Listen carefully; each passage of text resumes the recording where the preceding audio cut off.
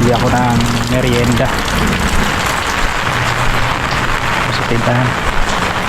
Maghahanap tayo ng mga merienda. Sarap kumain kay maulan.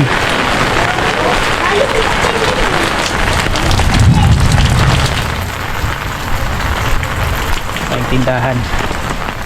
Sana mayroong merienda dito.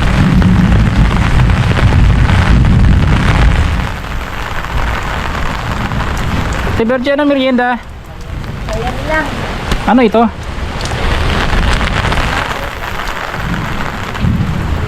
Oh, mukhang masarap to ah. May bibingka dyan. Bibingka. Wow. Magkano to? 15. Ang mahal naman. Masarap yan dong. Pwede 7 na lang. Busin mo lang. Kaya nga, pwede 7 na lang. O, 7 times 4. Lahat na yan? Bigyan mo sa akin 10. Lahat na yan. Ka, wala pa sa puhunan na. Ilan? Kulag sa inyo yan. Sige, ubusin mo na yan. Pulutin mo na. Sure ka masarap to? Nasa isip ko pa naman na yan. Luto mo to? Hindi.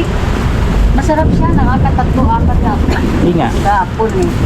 Ibig sabihin kahapon pa to. O, 1 taon pa yan. Yan ang nakalimutan. Baka panis na to. Yan ang nakalimutan ko pag-uwi. Hindi man lang nakapagluto ng Oo nga eh. Kahit nga nung pag-uwi ko rin eh. bibingka. Hindi man lang nakapag-isip na. Bali magkano yan? 60 ang nasa isip ko yung tajong. Oo. Wala naman din kahit isang piraso. Hindi naman kasi pwede dalhin dito na sariwa eh. Buti kayo nakapain kayo. Oh, may bata pala dyan. Yan, nakapag-merienda tayo ng bibingka. Tikman ko. Tikman mo na dyan. Masarap. Tikman ko kung masarap talaga yung bibingka mo. Bibingka mong pinaliki. Pinsaway. Eh? Paano ba ito? Di ko makita ito. Anong piso ba ito? Pwede. Sarap ka. Hindi nga, di ko sabihin masarap yun kung hindi ko natikman. Mm. Magkano na to, te? Siyempre, pag tindira, talaga sabi talaga masarap.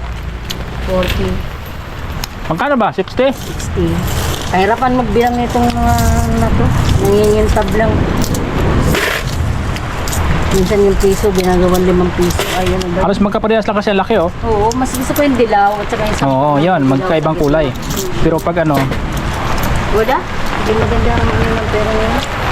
ano? Dapat pinareho na lang 5, ibang kulay, 10, ibang kulay. Oo. No? Ipabago natin. Pwede. Sige nga. Pabago natin to. Oo. Ayusin mo.